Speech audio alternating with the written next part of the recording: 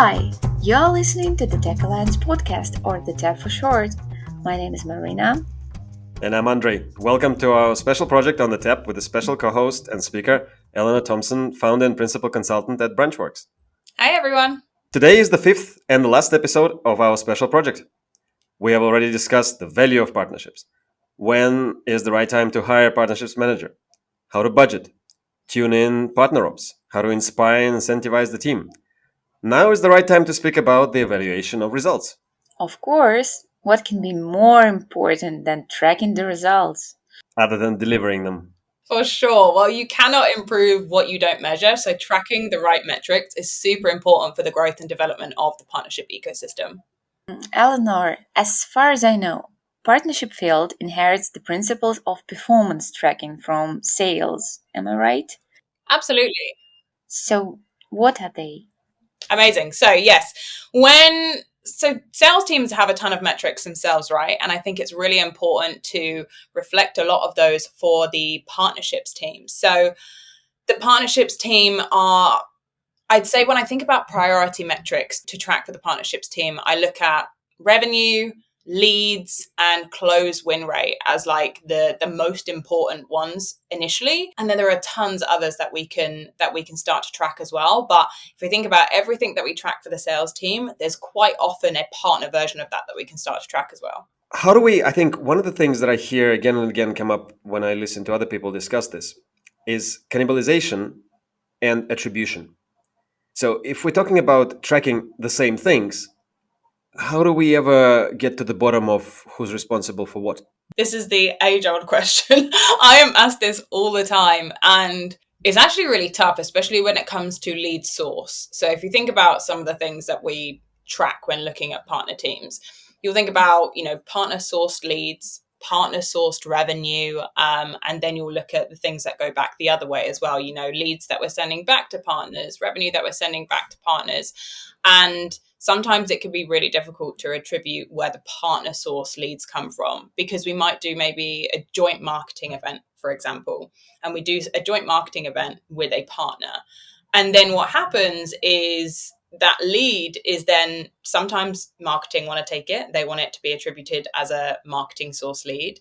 The partnerships team want it to be attributed as a partner source lead. If any of the sales team have been involved, or the SDRs or BDRs have been involved and they've spoken to that prospect as well, they want it to be an SDR or BDR source lead. So you can end up having multi-attribution to specific leads, and it makes it really difficult to know who to pay in that scenario. I've seen a few different things. I've seen companies have really, really strict rules of engagement and real clear definitions as to what each team needs to show in order for it to be a lead from them. But then I've also seen companies that have paid multiple people for a specific lead. They've added attribution to multiple teams and paid multiple teams for leads. Well, that's an interesting idea. I mean, the company can pay to different departments for just one lead. Well, maybe because they contribute to acquiring a new client. They all. Andrey, do you have anything to add here? Don't shoot me if I misquote exactly, but I believe in a recent episode of the Groundwork podcast where Ty was interviewing Kyle put forward a really interesting idea, saying that at his company, they got rid of attribution, right? And they kind of, I think, if I understood their main idea correctly, merged the metrics and the objectives of the sales and partnerships teams, thereby incentivizing them to drive towards the same goals. Really taken by that approach. I'm wondering if we can unpack a little bit, at least between us, what we think the pitfalls of that might be and how best to deal with them. That's a really interesting approach. I think it's important to, and when we talk about metrics and goals, we've spoken about this a few times within the podcast series already, is aligning partners' goals to overall company goals. So I think actually getting rid of some of the separate metrics and combining them is not a bad idea. But then that needs to be taken into consideration with the partner program as well. What do you expect then partners to achieve? Because if you're getting rid of this attribution of partner source leads versus sales referred leads, then you can't expect partners to source a certain amount of leads in the partner program, for example. You can't say to partners, you need to, source this many leads in order to get to this tier of partnership, for example. And I don't see that done too often now anyway, but it is really important to then look at the partner program itself and not target partners on things that simply aren't tracked within the company. So, as you said, age-old topic that will probably be around for a long time. And if our listeners have any fresh ideas, well, you know where to put them. And by that, I mean in the comments.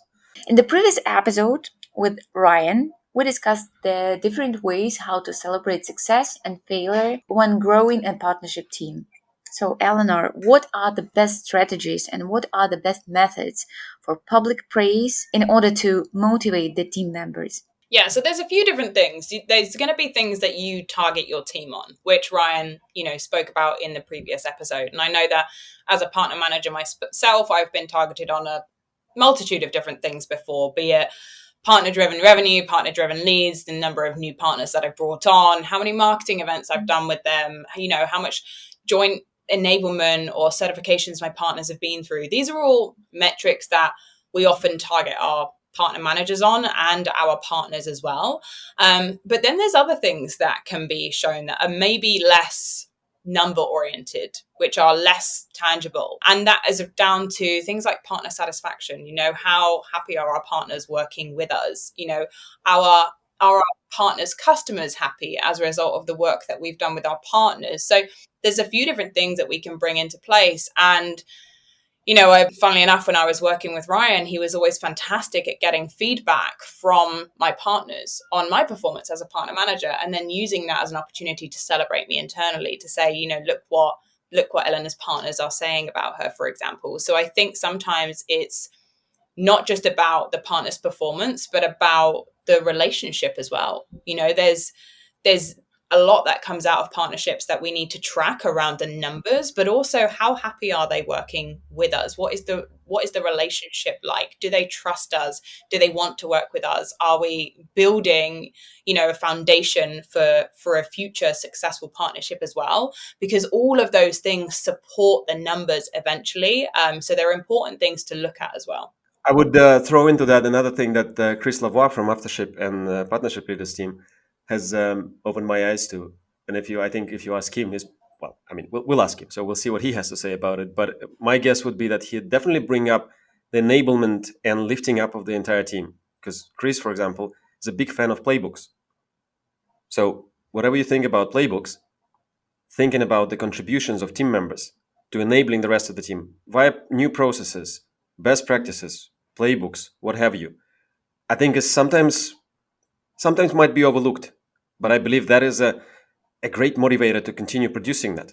And it speaks to everything we've been discussing in this special series as well, where individual contributions are great and should be stimulated, but it's the company goals, even above team goals, that need to be really pursued. And individual goals should be aligned to that as much as possible. And certainly enabling the team and improving the results of the entire team, if not the company, should be motivated as much as possible. Yeah, I think, bringing ideas forward to your actual team and things that are working, often in different regions as well.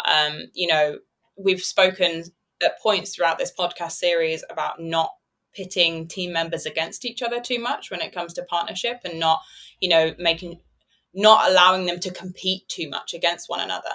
And I think if you can remove the competition between partner managers, they're more likely to bring ideas forward that are working in their spaces, and add to that team playbook that then support the overall company goals. And especially if you're working in different regions to your partnership team. If I'm working in the UK and someone else is working in the US and someone else is working in France, if I can bring forward an initiative that's really worked with my partners in my region, kind of adds to the team's global playbook of things that support our partners to perform and strive towards those company goals. You've really hit a nerve with me there, because it speaks to at least parts of my personal experience, where sometimes, especially larger companies where teams have grown, tend to try to streamline and centralize the creation of strategies, the creation of playbooks.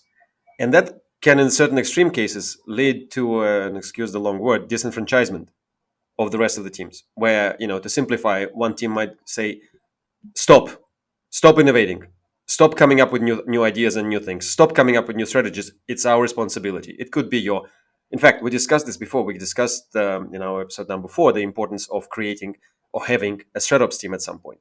The flip side of that, and maybe the danger of that, is that the StratOps team then feels really protective and feels really special and responsible for uniquely being responsible for creating those strategies at the expense of innovation coming from the rest of the teams. So while as much as it is important to identify best practices, to try to apply them across the board, to have a strategic operations or a partner operations team that does introduce new best practices and so on, you need to balance that with continuing the flow of ideas coming from people who actually interact with partners on a day-to-day basis.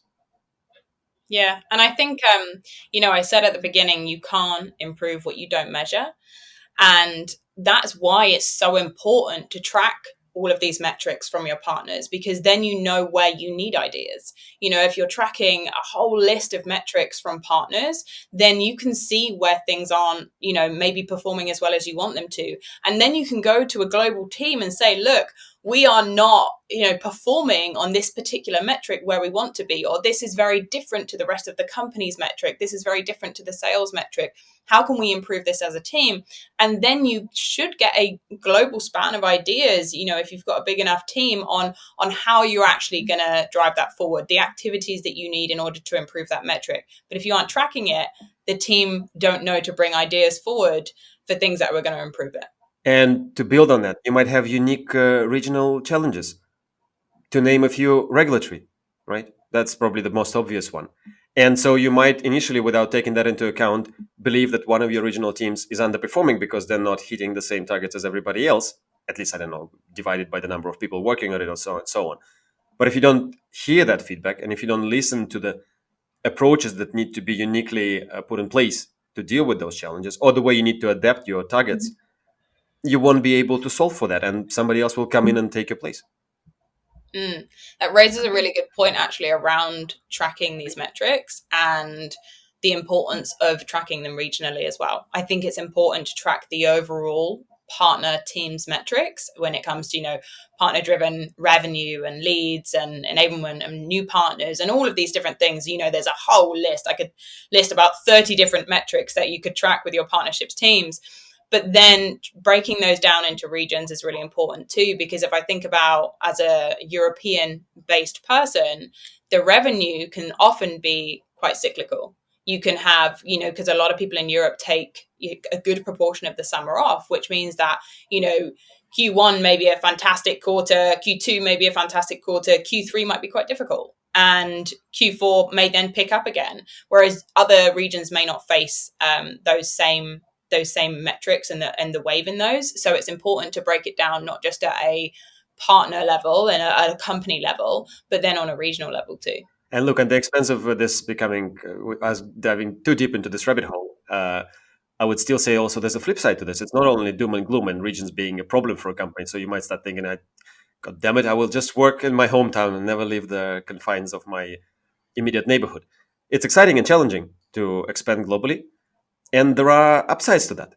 Think of, for example, the fact that in parts of the world, big annual celebrations are held at different times. Like at the time of the recording, many people in the world are celebrating their new year, right? And this is not going to be in December or January.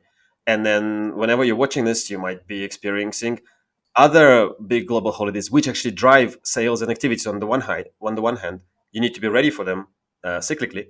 On the other hand, you need to take into account that, as Eleanor said, in Europe, people might be taking time off in the summer, while at the same time, you need to be prepared that in Asia, some people will be off around the Chinese New Year, and that's at a totally different time, right? So just be conscious of that if you want to operate in a global environment. But enough on that. So, Maryna, switch. Let me sum up a little bit. So, if we want to motivate the team, we have to make team members feel that they're valued. We need to give them opportunities to grow as professionals. And we also have to give them opportunity to take the lead and be proactive. However, sometimes something can go wrong. So what do we have to do if there is a failure? Yeah, so as we were talking about in the previous episode, like it can be great to celebrate failure. It can be great to celebrate innovation as long as it's come from a place of wanting to, take great risks. I think in the right way. Like we may not want to celebrate some kinds of failure. We may not want to celebrate not like underperformance when it comes to revenue, for example, but we may want to celebrate a new idea, something that a risk that someone has taken to drive an idea forward. So I think it's important to distinguish the different types of failure that could come up, and what we do when it happens. I think if a failure like underperformance has come up, and I hate to call it a failure, but let's just say underperformance has come up for a certain team member, bringing that forward to the rest of the team and saying, look, I really struggled this quarter. I wasn't able to hit my number, or I wasn't able to drive as many leads or revenue or performance through my partners as I wanted to. What things have worked for you? I think going back to that global playbook that people can bring together and getting ideas from the rest of their team is super powerful and really important to help support driving the right activities the following quarter. But it's not only our internal teams that we need to think of. Let's switch gears a little bit and talk about the partners themselves. Because in a way, strange enough, tell me if you feel about this similarly. Your partners, especially the people, because as we've mentioned again and again on this podcast, companies don't create partnerships, people create partnerships. So in a strange way, your partner's employees, they kind of become part of your team, sometimes even to a larger extent than maybe your own co-workers, right? And therefore, how do you deal with their performance? How do you deal with the numbers they're providing? How do you deal with the reports they're creating for you and everything else? So let's talk about partner performance. Absolutely. So I think in the same way that we celebrate, a partner manager's performance and the overall results that they've been able to get from their partners, I think it's super important to celebrate that with your partners as well. When I'm putting together, quarterly business review or joint business planning decks for my clients, one of the first slides I will put into that is celebration of a previous quarter, celebration of the performance with the partner. So actually, getting involved with partners and say, we were able to do this together this quarter. We were able to do this together. This worked. This was amazing. This deal closed, or we were able to do this joint webinar together. Like celebrating success with your partners is super crucial. And if you can get in person to do that, amazing as well. Like for your top partners, especially if you can get in front of their teams and celebrate with them, that's amazing. And in the same hand, if things haven't really worked out that quarter, if you've got to QBR and maybe the partners you haven't been able to drive the results that you want to, let's address that and let's talk about what didn't work, what challenges we both faced together, and how we can, ensure that next quarter we're tackling that in the right way. Have you ever tried or advocated for inviting a representative from your partner to one of your clients' larger team meetings, like an all hands or something, to talk about the partnership, your journey together? I do it slightly differently. So I sometimes do this thing called it could be like a partner roundtable, for example, where it's a 1 hour meeting, and partners join for 10 minutes each. So I would do 1 hour, 4 partners. Partner joins for 10 minutes, and then they talk about what they've been able to do as an organization themselves, where they excel, where they're amazing, types of clients that they have, and then the joint success that we have had as well. So between partner and between the partnerships. And then there's 5 minutes for the sales team to ask questions. So it's a great opportunity for the sales team to get to know the partners, what kinds of work that they're doing together and the kinds of work that they might be doing out in the industry as well. And then the next partner joins. So the sales team get to see from 4 different partners what they're doing really, really well and where they can collaborate together. How do your partners of your clients feel about that? Do they is it an additional chore? Is it additional stress for them? Do they dread this opportunity? No, they love it. They love it because one of the things that, if you look at metric tracking, deals sent back to partners is often a lot lower than the deals brought in from partners. And that is one of the things that I hear most commonly when I interview my clients' partners, is the partners are always saying, we want more leads. We want to get leads back from them. And often the reason I find that they're not getting leads is because the sales team don't know how to position them. the sales team don't understand what the partners are great at, and therefore they might not come to mind when they're in conversations with a direct client. So actually partners love this opportunity to come in and present to their sales team and say, look, this is what we're amazing at. Here's where you can listen out for opportunities for us. And here's the types of leads that you would pass back to us. And that really helps the sales team understand how they can do that. So in my experience, partners have loved the opportunity to come and present to sales teams. Pitching in from a tech partnerships perspective here, I would completely second that. Because in this case, if you get a partner in front of your product team, for example, to talk about the successes and the way they enjoy the solutions that you're providing or building together, but also the challenges and the troubles that you might be facing and the particular pain points, it motivates them no end, because it gives them the impression, but also it's a true impression that they're being listened to and that their challenges are being recognized.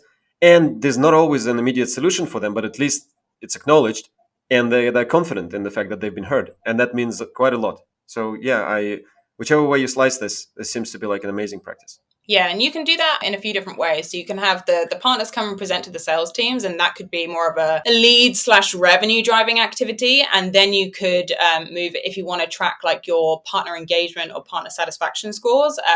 Another way to improve those would be things like partner advisory councils, for example, like where you do get your partnership team in front of your leadership team or your product team, and they can come in and start talking about the future of the company, the future of the product, and they get some insight into the product roadmap and where they want to go moving forward. And that again gives them a chance to be heard, but in a different way to the sales team. Let's talk about PABs for a second, because Maryna and I actually worked together on me on the one hand trying to spin one up, and Maryna representing and trying to get her company to be part of one. And as much fun as we had trying to do that, my experience with PABs has been, while enriching, it demands so much work from the instigator that you're hard put to keep it working and keep it functional. What would be your best advice to keep the effort going? Because at some point, when I look around most organizations that have a large partner ecosystem, they arrive at the idea, yeah, maybe a PAB is something we need to do. But in most cases that I've seen, they peter out because multiple reasons. Main one is hard. So any words of wisdom on how to deal with that best? Yeah, when creating partner advisory boards, partner advisory councils, whatever you want to call them, I'd say it's really important to set expectations.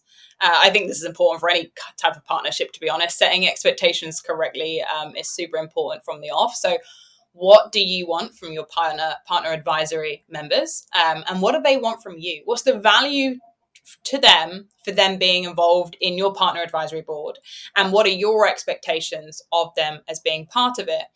And then once you're clear on that, then sticking to those.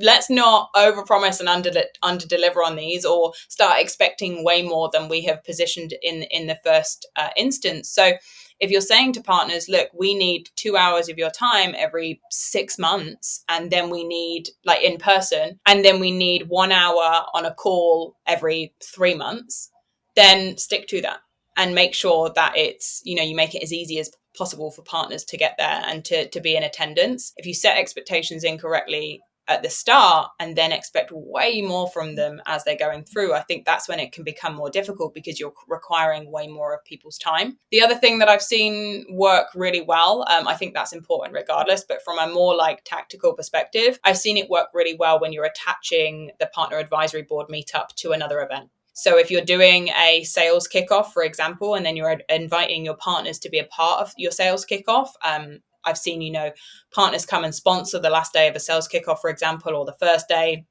Can you do your partner advisory board the day before? And then they're already in town. They're already there. And you can do, your partner advisory board followed by maybe a social of some sort.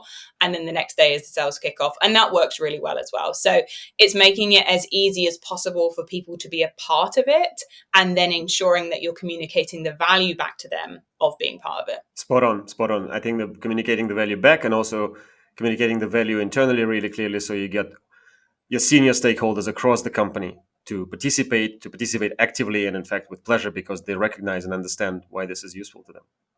That brings us closer to the next one. Maryna, do you want to take that one? Tracking partner satisfaction is really important for any team in order to understand where we are and where we are going. What are the best methods to gather feedback, like service check-ins and so on? What do you usually use, and what do you suggest your clients to use in order to see the bigger picture? Well, I've already mentioned partner satisfaction. I didn't talk in detail, so you can say you mentioned partner satisfaction. There's a few different ways to track partner satisfaction. I think partner satisfaction is super important, and there is, for me as a partner manager, I think it's important to consistently check in on your partner satisfaction. So if you are meeting with your partners, weekly, bi-weekly, monthly, you might not want to say to them every single week, what is your partner satisfaction this week? But I think definitely important to check in at QBR, for example. If you're working with your strategic partners at QBR, it should be, how are you finding the partnership? Are you happy with our partnership? Is it where you want it to be? Is it in line with your expectations? Or are there some improvements that need to be made? So I think on a partner management perspective, you can check in with your partner satisfaction really, really frequently. And that can either be at QBR or in another format. I think in a more formal aspect, I think doing partner satisfaction surveys on a regular basis is also very important. And again, it depends how often, on your company as to how often you would like to do these. But you could send partner satisfaction surveys to your partners every 6 months, every 12 months. I think the important thing to consider when sending these to partners is to consider what you want to achieve with the survey that you're sending to your partners. There's a few different ways when you're thinking about surveys. You can either send what I call a happy sheet, which is sending something to partners just to find out how happy they are. But if you want constructive outcomes, if you want to understand how to improve, you've got to ask the right questions. So really ask your partners, like, what is working, what is not working, what do you want us to, you could almost do a start, stop, continue with your partners if you want to, like, what do you want us to start doing that we're not currently doing today? What do you want to stop and what do you want us to see continue? So really understanding what you want to achieve with your partner satisfaction survey is important to understand that you drive the right results, and then keeping it consistent. You might want to add a couple of questions, maybe every 6-12 months, however often you do this, but keeping it relatively consistent over time is important so that you can measure the results and you can measure the improvement, or if something's not working, you'll be able to see that as well. If you completely change your survey every single year, you're never going to be able to track it. And then finally, you could offer a much more comprehensive way of doing things, which is something that I offer to my clients when I go in, is that as an external party, I go and interview my clients' partners for them. So I go and speak to all of my clients' partners and I find out what's working, what isn't working, what they want to start, stop, continue, what has worked for them before, that is not working now, etc. And because I'm an external party, I promise it to be anonymous to the partner. And I get a ton of honest feedback from my clients' partners about what is and what isn't working. So that's just another way to build it in. And you could do all three as a company. You could say, okay, partner managers are going to ask about partner satisfaction every quarter. We're going to send out a partner satisfaction survey every 6 months. And then every year, we're going to have an external party come in and interview our partners. And that could be a way that you do it. I have a strange question. Sometimes something can happen that when the partners are not satisfied or their strategy has changed. Does a partnership team need a strategy to break up with the partner? I think so, yes. I think you need that in an internal playbook. I think when it comes to how a partnership team operates, there should be a playbook of sorts, and terminating partnerships should be a part of that playbook. But I also think that partner managers individually should have their own way of approaching that as well. It should never be a shock to either party for a partnership to come to an end. If it's a shock, then the partnership hasn't been managed properly, in my opinion. These check-ins are really important. So that's why, coming to partners every quarter and saying, is this partnership in line with your expectations? And asking yourself, is it in line with our expectations? That's the power of setting these expectations up front when you sign partners, is that you then get to review them every quarter and you can check in against them and say, look, this partnership isn't working right now in line with the expectations that we both set initially. And it's currently not in line with those expectations. So how can we improve that moving forward over the next quarter? And then you decide what actions you're going to take, and then you work towards them. And if the following quarter, the partnership still isn't in line with expectations, again, you're having those conversations, and you can have them more frequently if the partnership really isn't working. But then when it comes to having a conversation about, hey, this partnership just isn't working for either party, there are a couple of things you can do. You can deprioritize the partnership to both sides and say, look, we've been spending a lot of time together and it's not working quite well now. Let's deprioritize this for both of us and maybe readdress at a certain point. Or you may decide that actually this is where we go our separate ways and we're not going to partner anymore and we're going to end our partnership agreement at the end of term. Some partnership agreements are evergreen, so you do need to really sit down and actually end the contract, but some will naturally finish at a certain point and you can agree to go your separate ways. But I don't think it should be a shock for either party if that's ever going to happen. But I do think that the partner manager themselves can have their own approach as to how they deal with partnerships not meeting expectations. And then the company and the team should have a playbook of officially what happens. Yeah, like any breakup, it's obviously going to be emotionally charged for everybody involved. And the less of a surprise it is. And the more structure there is around it. And the more you make it feel like it's not the end of history, but just the end of a chapter, and the door remains open and the conditions are still clear and transparent, the less likely your own team is going to try and avoid ending those partnerships, because they will feel like they're not destroying somebody else's livelihood or adversely affecting their own performance. They're just working within the framework that's been established. And in fact, coming back to something we've been mentioning again and again, even if you consider that to be a failure of some sort, that's the kind of failure that needs to be celebrated and understood. Like, why did this particular partnership come to where it did? And if it's shared globally and understood well, that can actually serve both companies really well. Absolutely. I can think of examples of where I've had to end partnerships before, not in my own company, but in other companies, that's definitely come up for me. And I'm sure it could come up for me in the future. And I have learned so much from them. I've learned so much from the opportunity to, really look at what's working and what isn't working in that partnership. And then come to a point where, we've decided to either downgrade the partnership to a different level of communication or go our separate ways. And I've been able to learn what did and didn't work about the partnership and apply that to future partnerships to make them more successful. Okay, so if we want to avoid this scenario when we have to terminate a partnership, how to maintain the relationship? I mean, what are the tips for ensuring long-term partner satisfaction and strong relationships? I think it's, a lot of the stuff that we've talked about throughout this episode, which is, having that regular communication, the regular check-in on metrics. Like, I say again, you can't improve what you don't measure. So actually understanding what you're measuring, but communicating that with your partners as well. You should understand what they're measuring when it comes to the partnership. Like, how are they measuring the partnership? What does success look like to them? And then you communicate what you're measuring from the partnership as well. What does success look like for you?